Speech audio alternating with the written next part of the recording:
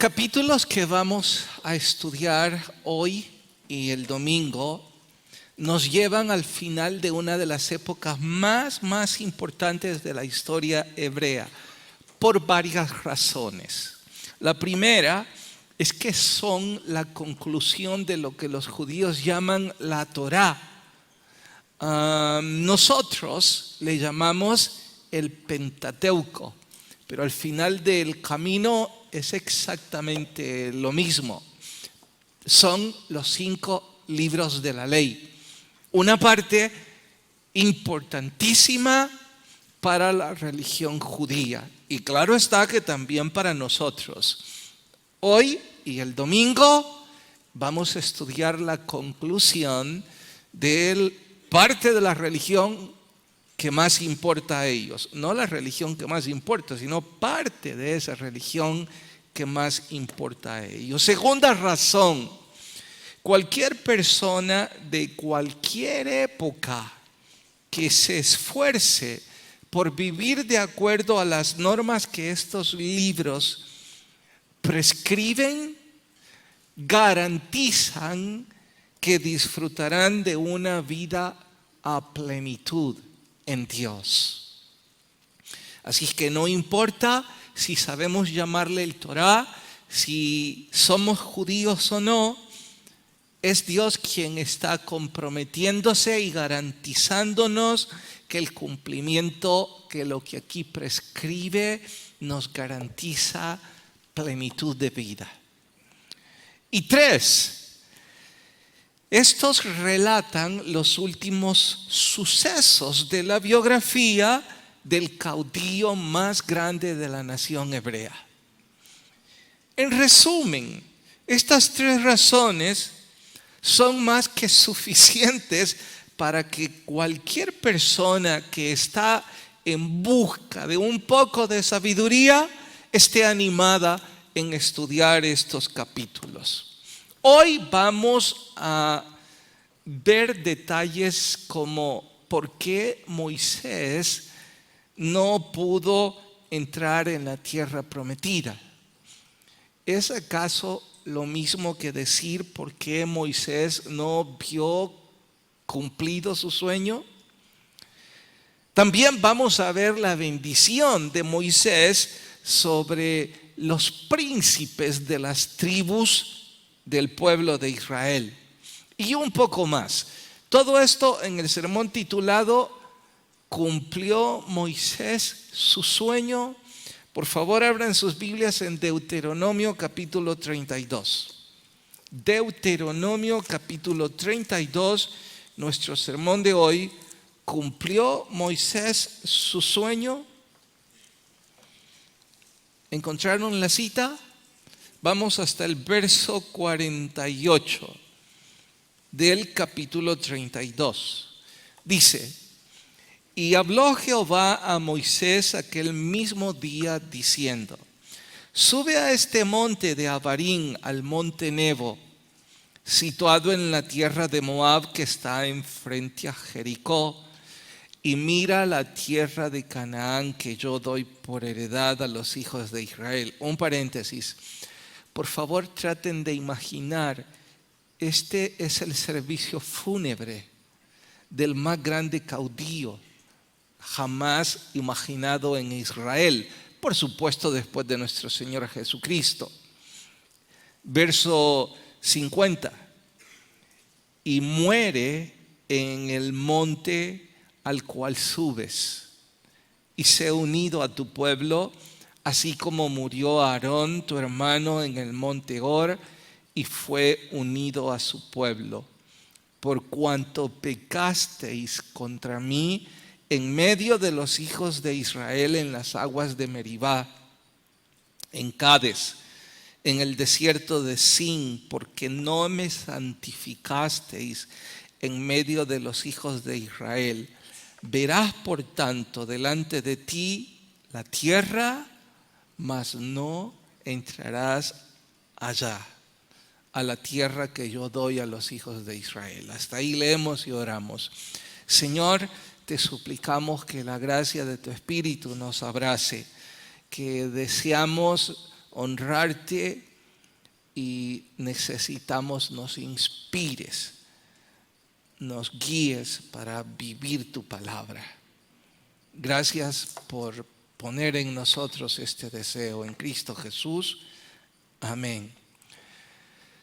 Me gustaría saber cuántas películas se han escrito y publicado alrededor del Pentateuco. Puedo asegurarles que no son pocas y también puedo asegurarles que algunas de ellas han sido éxitos de taquilla alrededor del mundo.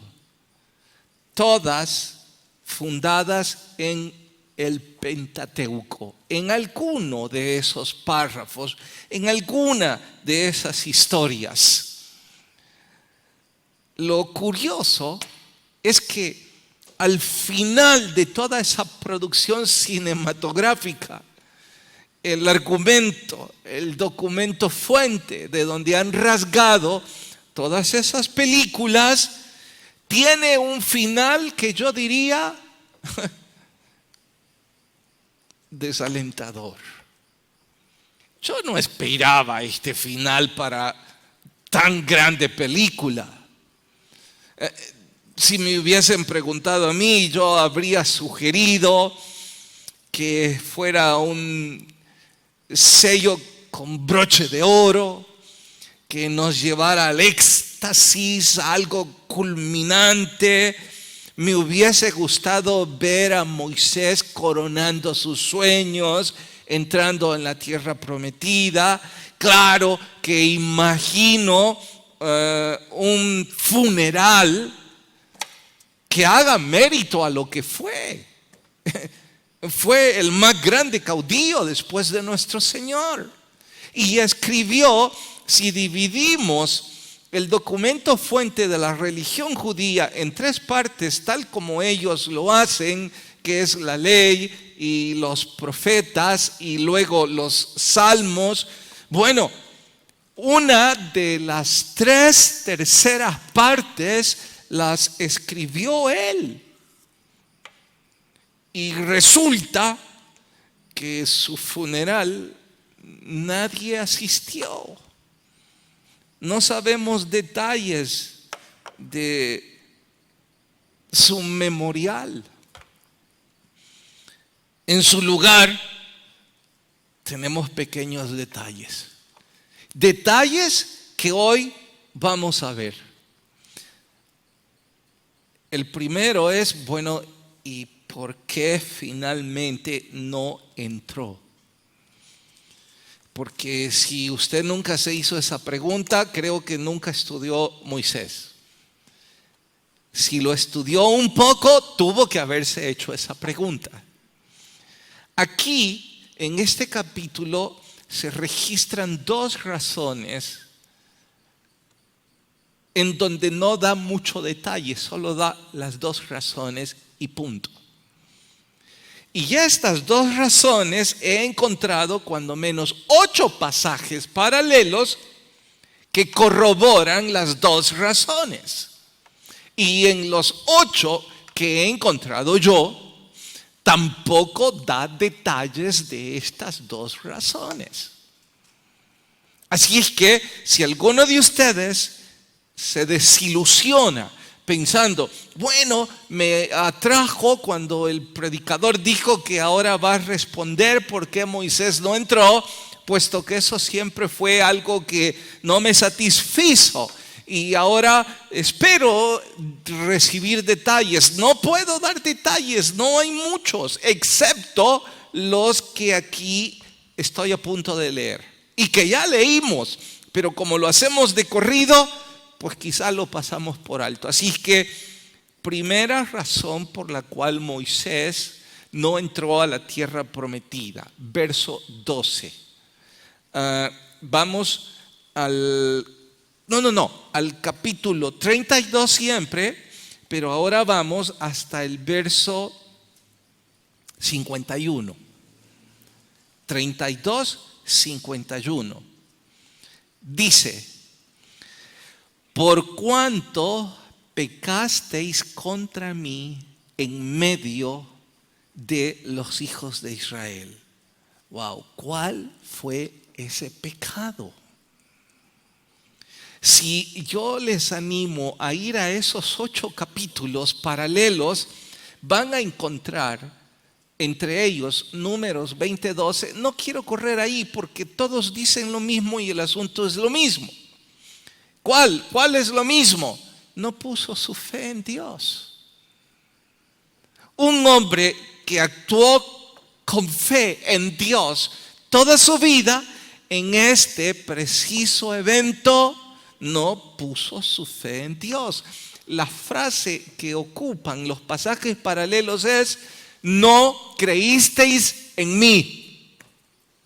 Ahora, sé que algunos acuciosos me van a preguntar, pero deme razones del por qué Moisés no creyó. No las da, solo dice que Dios insistió: no creísteis en mí. Tu falta de credibilidad. Y como eso es lo único que dice, pues eso es lo único que podemos concluir. La gravedad del pecado fue no creer que Dios obraría en favor del pueblo. Viniendo de Moisés, por supuesto que nos cuesta trabajo. ¿De veras Moisés esta vez no puso su fe en Dios con todo lo que antes sí confió? Sí, sé que algunos querrán insinuar o intuir diciendo cosas como: bueno, es que ya se había hecho bastante grande, autosuficiente, él creía que podía hacer las cosas por sí solo, se volvió independiente y por eso no puso su fe y no creyó. Oigan, todo eso es pura especulación. Mal haríamos en intentar hacer conjeturas. Es mejor decir: Dios está recalcando que en este evento Moisés no creyó en él y que la consecuencia de eso fue: no vas a entrar. Así es que como no puedo hacer más conjeturas ni aplicaciones de un evento que no conozco, lo único que puedo aplicar a mi propia vida es recordarme esto. ¿Hay algo que ustedes desean en la vida que creen que Dios no obrará en favor de ustedes? Si hay algo que ustedes quieren conseguir por sí mismos, que Dios no les ha mandado, que tienen la incertidumbre si eso es de Dios o no, eso es no creer en Dios. Porque están intentando, o yo estoy intentando, hacer las cosas a mi manera y no en lo que Dios dice. Y eso me cuenta como pecado. Es algo que Dios no deja pasar. No se lo dejó pasar a Moisés. Y fue un evento, Quiera Dios que no exista ese evento en su vida o en la mía, en donde estamos queriendo ignorar a Dios para hacerlo conforme nosotros creemos debe hacerse, esperando quizá que en el futuro Dios respalde, Dios aplauda, Dios vea que mi corazón fue genuino, o en el peor de los escenarios, Dios perdone mi pecado y del error Él se glorifique y me consiga una victoria milagrosa. Todo eso es crear nuestra propia religión, Aunque es cierto que todo lo que dije antes puede suceder. Pero si esto es preventivo, bueno, la única prevención válida que yo encuentro aquí es: tengo que creer en Dios de la misma forma que un niño confía en su padre.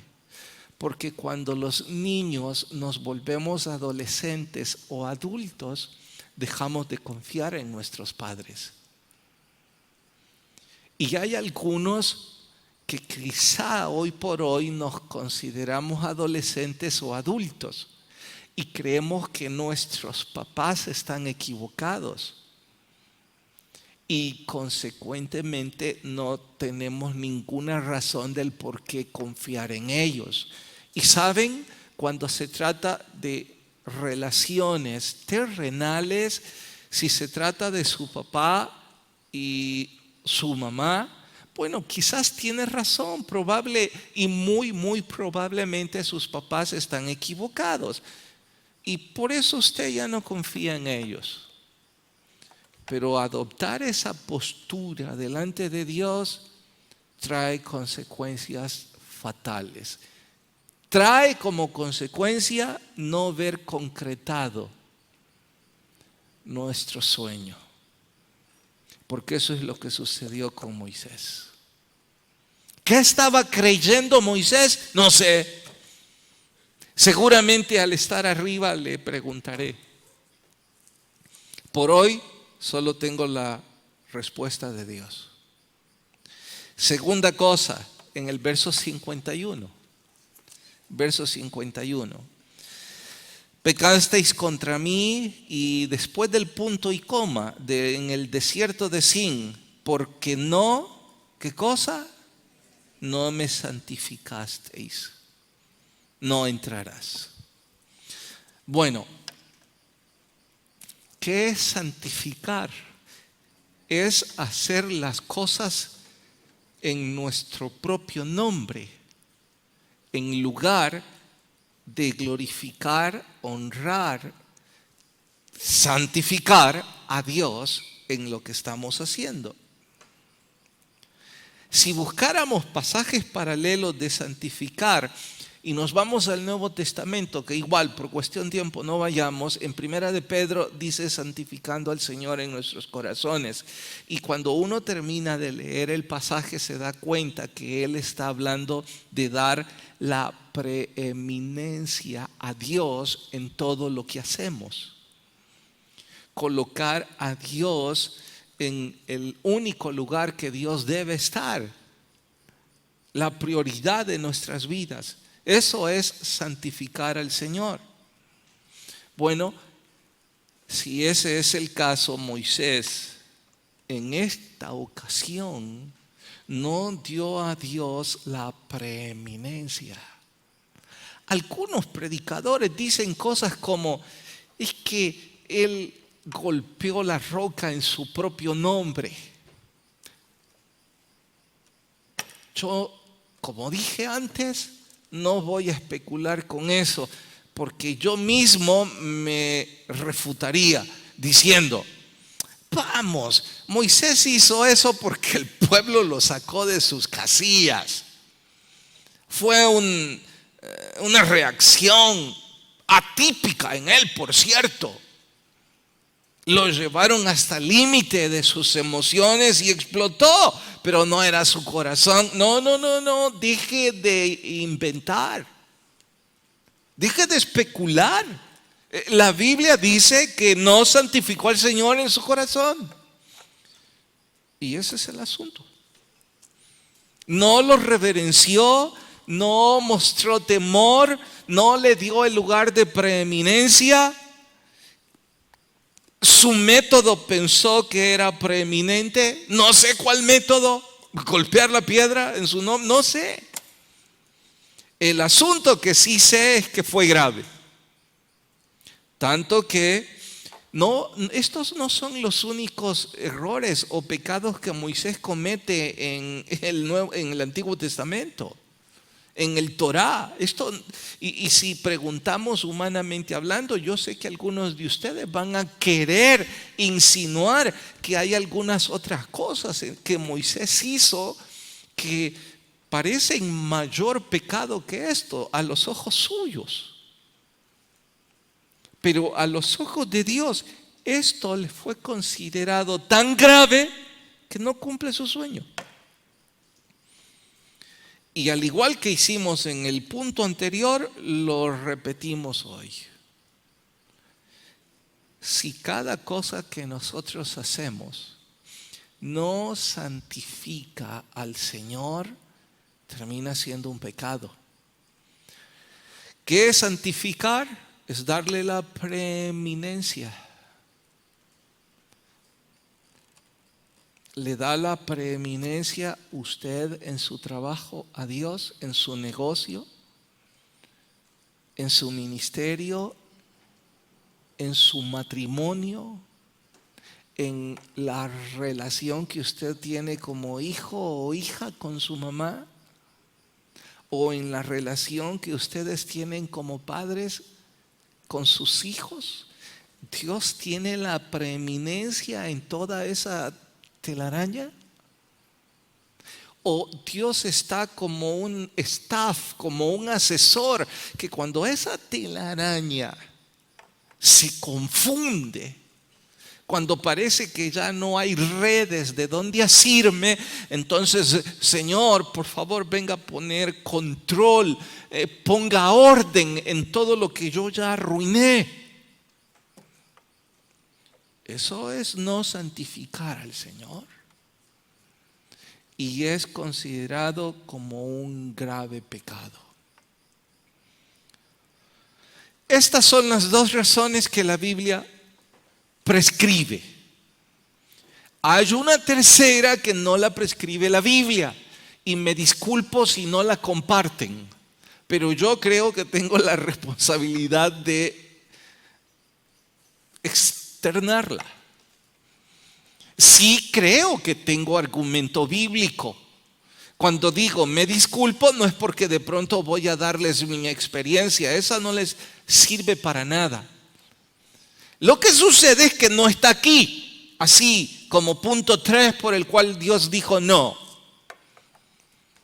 Bueno, ¿cuál es la tercera razón? Porque Dios es soberano en lo que hace. Y en su soberanía hay cosas que no nos quiso decir. El mismo Moisés escribió, creo que en el capítulo 29, versículo 29, que las cosas ocultas pertenecen a Dios. Las otras nosotros las podemos rasgar. Y en este caso, Dios en su soberanía no nos deja mayores detalles. Pero ¿quién dijo que Dios debe explicarnos?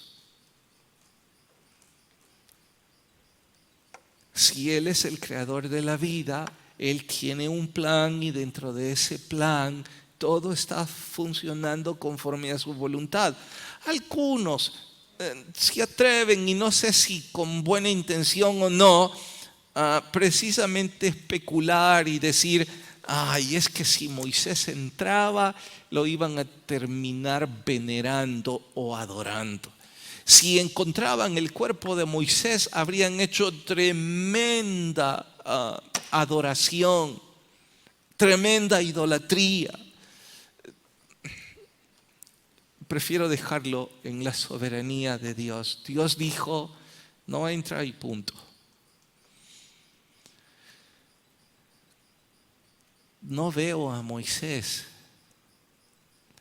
ni frustrado ni reclamando la soberanía de Dios. A pesar de tener 120 años, tiene la fuerza para subir ese monte. Creo que el monte Nebo alcanza cerca de 1200 o 1300 metros sobre el nivel del mar. Eso significa que es casi como el Boquerón.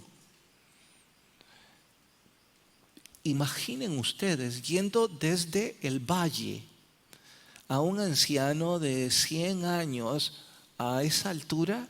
¿Piensan que puede llegar? aquellos de ustedes que han visitado el Boquerón llegan en carro casi hasta la cúspide, casi hasta el cráter.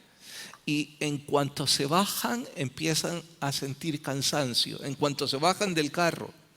Y si logran llegar al cráter, sienten que se van a ahogar y se marean cuando ven hacia el abismo.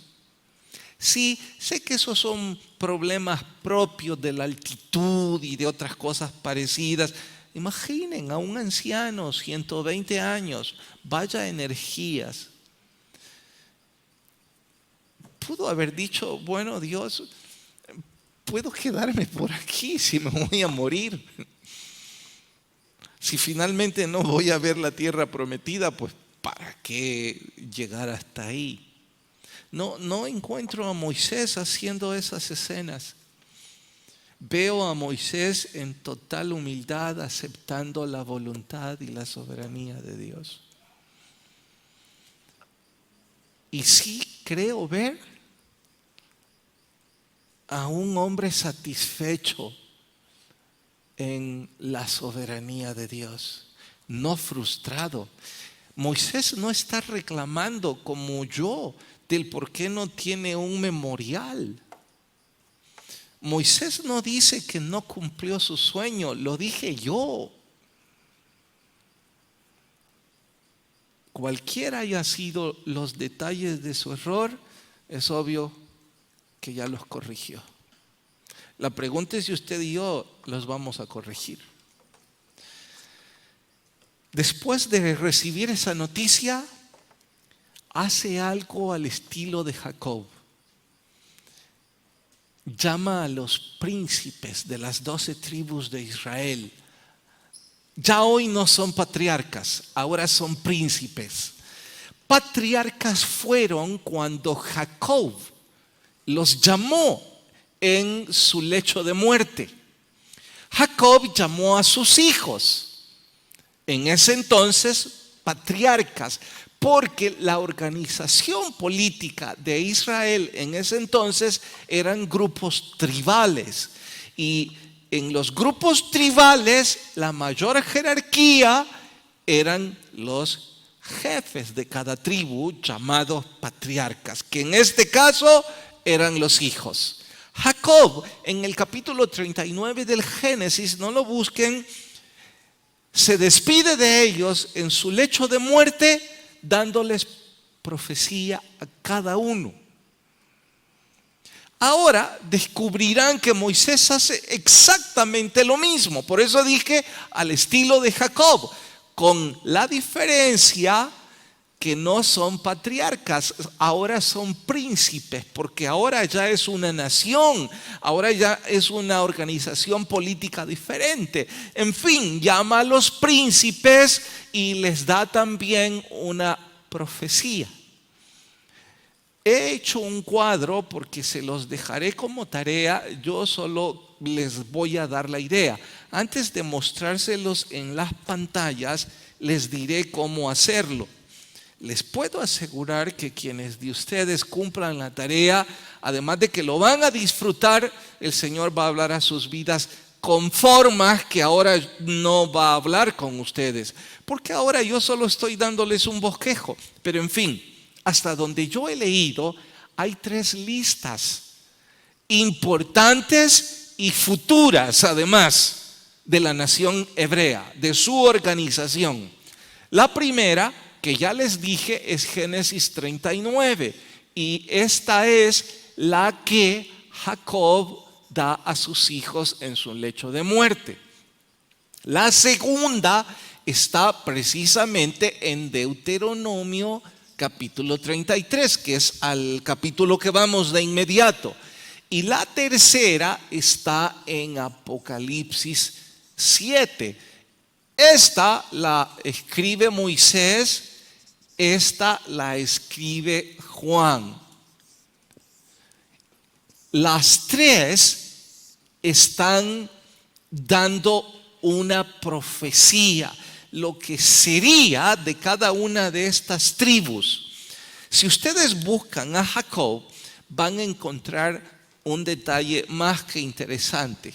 Van a ir del 1 al 12 Pero cuando hagan el de Deuteronomio van a ir del 1 al 14.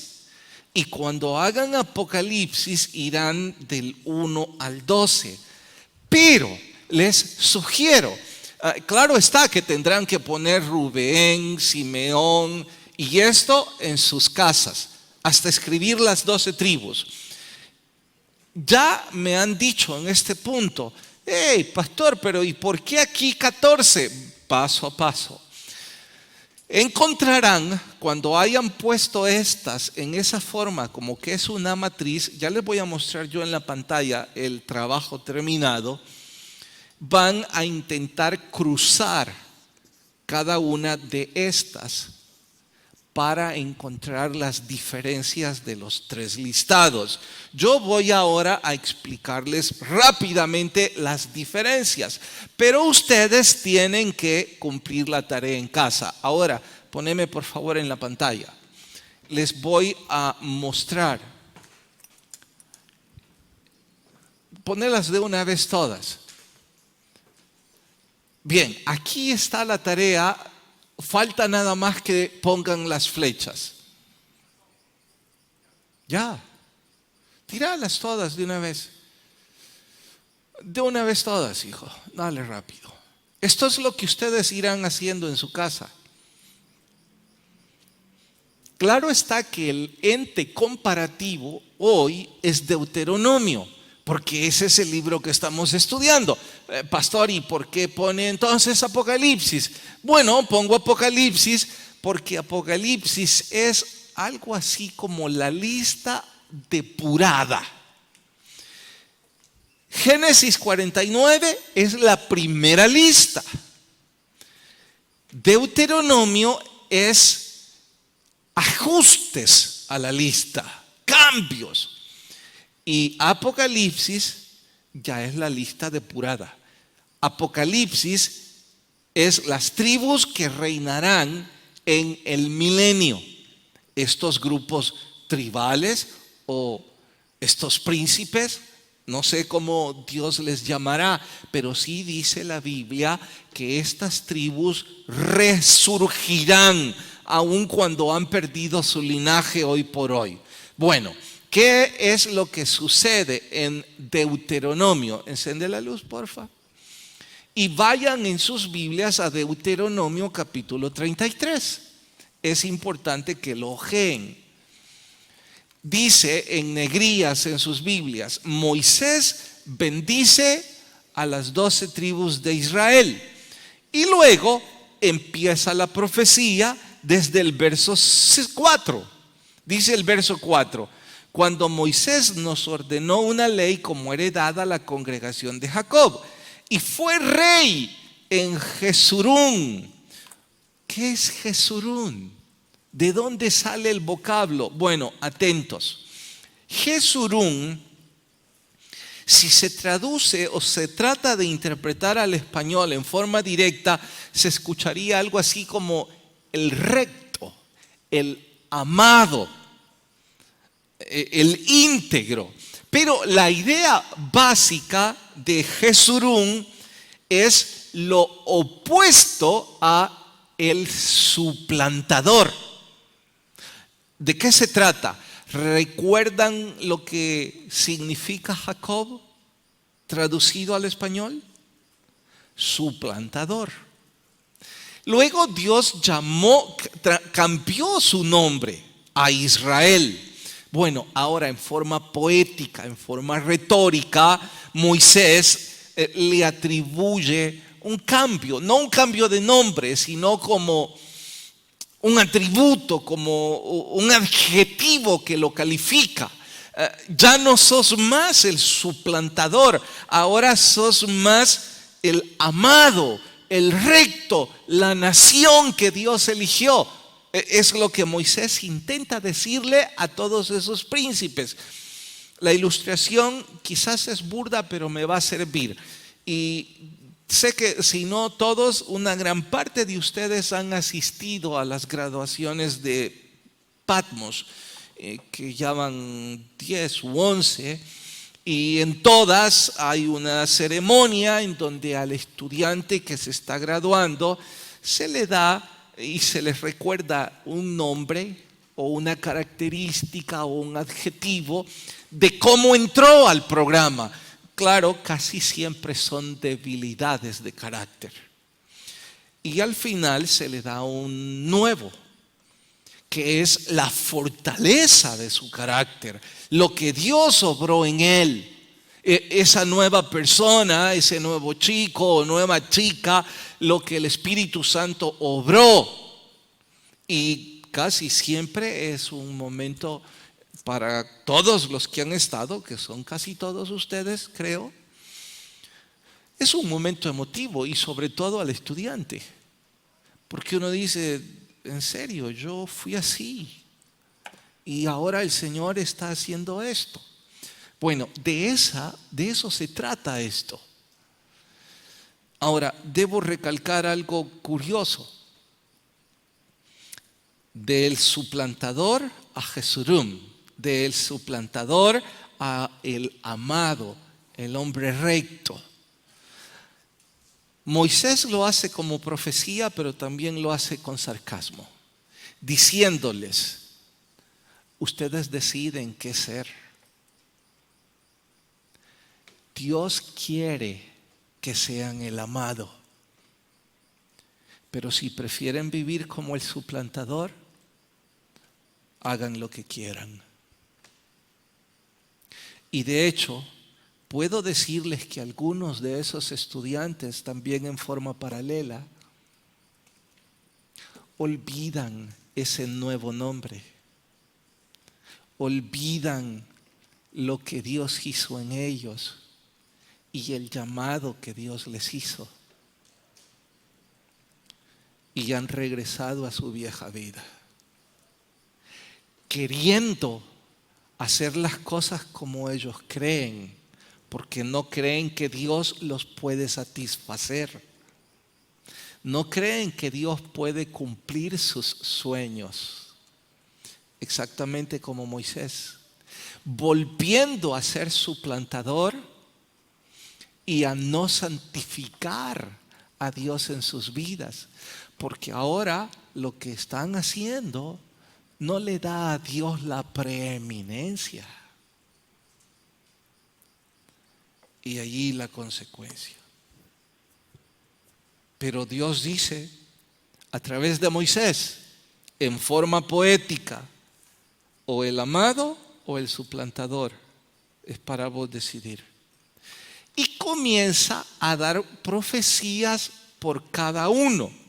Ahora, notarán que está en cuadro Efraín, Manasés, Dan y Simeón, por las siguientes razones. Aquí hay 14 y no 12, porque se incluye a Efraín y a Manasés. Y recordarán que estos dos en realidad no son patriarcas, estos son sobrinos de todos estos, son los hijos de José. Pero Jacob decidió incluirlos en la promesa porque se eliminarían dos del listado final. ¿Cuáles dos? Aquí mismo, en la de Deuteronomio, van a descubrir que Simeón no aparece. Y espero que ustedes se pregunten, bueno, pero ¿por qué no? Está en Josué 19 la respuesta. No la busquen ahora, se las doy yo. Dice en Josué 19 que la heredad de Simeón estaba dentro de la heredad de Judá. Así es que Moisés parece está augurando que territorialmente Judá va a abarcar a Simeón. Y por eso le elimina del listado de Deuteronomio 33. Ahora, si quisiéramos ver el listado depurado, que pienso, algunos dirán, ese es el importante, porque estos son los que van a estar en el milenio. De aquí saldrán, no, antes del milenio, en la tribulación. De estos vendrán los 144,000 sellados. Bueno, aquí no está ni Dan ni Efraín. Efraín desaparece porque en la época de la monarquía a toda la nación del norte se le llamó Efraín. ¿Por qué? Por el poder militar que adquirieron. Entonces era como sinónimo de toda la nación. Efraín por eso desaparece. Y desaparece Dan porque la profecía que dio Jacob augura que de Dan vendría el anticristo. Y de hecho fue en el territorio de Dan en donde se levantó el templo de los becerros de oro. Uno de los varios, pero este fue como el más grave. Y por eso en la lista depurada desaparece. Ahora, les invito, les animo, lean despacio cada profecía. Hay detalles hermosos. Yo por cuestión de tiempo entenderán que no debo. De hecho, Efraín encendió ya ese semáforo hace 3 o 4 minutos. Vean entre otros el verso 8. Voy a animarles a leer el verso 8 aquí porque es el más extenso. Y si preguntan, ¿y por qué Moisés le dio más espacio a la tribu de Leví? ¿Alguien quiere sugerir por qué? En estas profecías, repito, Moisés le dio a Leví más espacio que a los demás. ¿Por qué? ¿Nadie? Levanten la mano. ¿Sí, hermano? Gríteme, porfa. Porque eran responsables del tabernáculo. De hecho, apela a eso, pero no es la razón. Aquí apela a eso, ¿sí, hermana? Porque también apela a eso ahí, pero no es la razón. ¿Sí, Luis? ¿Por el territorio? Porque no poseían, también apela, pero no es la razón. ¿Por piadosos? Sí. Eran los encargados de guiar al pueblo. ¿Saben qué? Leámoslo mejor y quizás ahí lo descubren. Dice, tu Tumín y tu Urim, ya saben eso qué es, ¿cierto? Sean para tu varón piadoso, a quien probaste en Masá, con quien contendiste en las aguas de Meriba. ¿Quién dijo de su padre y de su madre nunca los he visto? Y no reconoció a sus hermanos ni a sus hijos conoció. Pues ellos guardaron tus palabras y cumplieron tus pactos. Ellos enseñaron tus juicios a Jacob y tu ley a Israel. Pondrán el incienso delante de ti y el holocausto sobre tu altar. ¿Notan que les está dando un lugar preponderante? Algo así como estos son mis favoritos. Sigue. Bendice, oh Jehová, lo que hicieron. Estoy en el verso 11. Y recibe con agrado la obra de sus manos. Hiere los lomos de sus enemigos y de los que le aborrecen. Bueno, ¿descubrieron por qué? Levanten la mano. ¿Sí, hermana? Porque él era levita. Era su familia. Eran los sacerdotes. Ahí estaba Aarón. Ahí estaba María. Ahí estaba toda la historia religiosa de la nación hebrea. Y dice, porque vas a enseñar. ¿Pueden imaginar el gozo que Moisés debió sentir cuando estaba profetizando esto? Ustedes, mis hijos y los hijos de mis hijos, los que salgan de mis lomos, enseñarán la palabra a todo Jacob. ¡Wow! Moisés debió estar en un éxtasis cuando el Espíritu Santo le estaba diciendo eso. Y claro, con tan grande emoción, pues cómo no iba a darles más espacio. ¿Saben? Hasta puedo discrepar un poco con Moisés ahora y él se va a burlar de mí y me dirá, pobre predicador loco. Discreparía un poco con él diciéndole, ¿cómo es que no le diste preeminencia a Judá, que de ahí viene el Redentor del mundo? Creo que Moisés me respondería, bueno, porque estaba emocionado que mis hijos enseñarían la palabra. Vaya herencia, ¿no? Y estoy yendo por ahí porque les tengo que hacer una pregunta para cerrar este estudio. Ya apaga el semáforo. La pregunta es, ¿cumplió Moisés su sueño?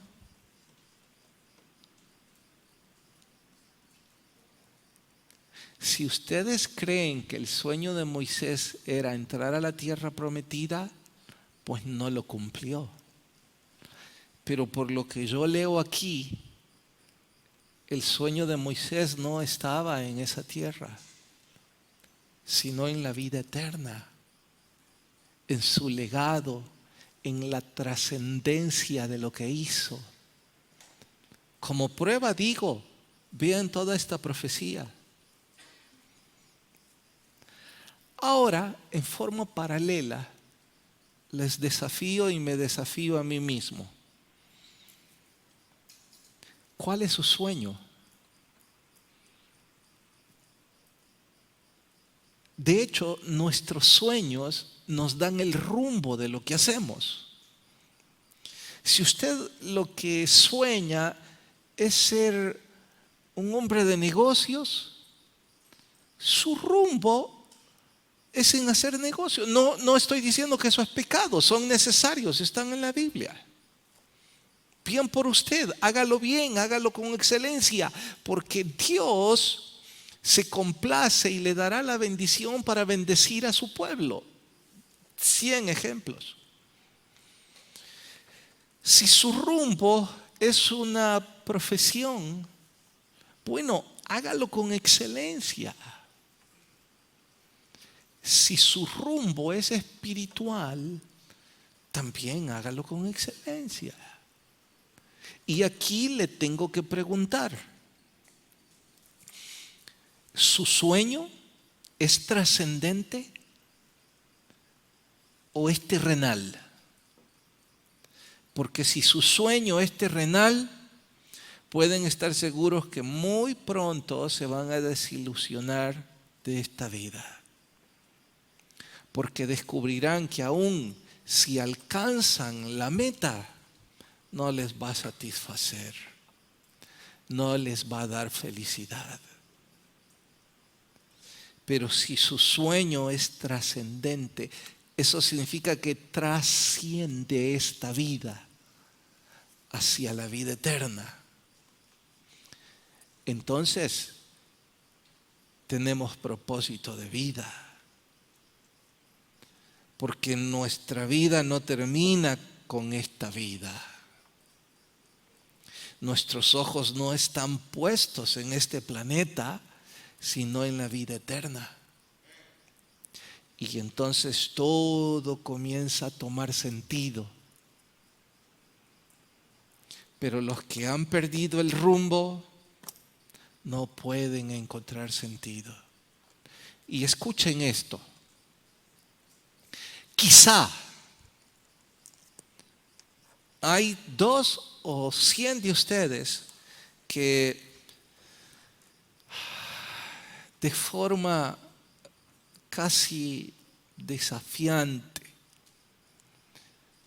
se están diciendo a sí mismos, no, yo voy a intentarlo a mi manera.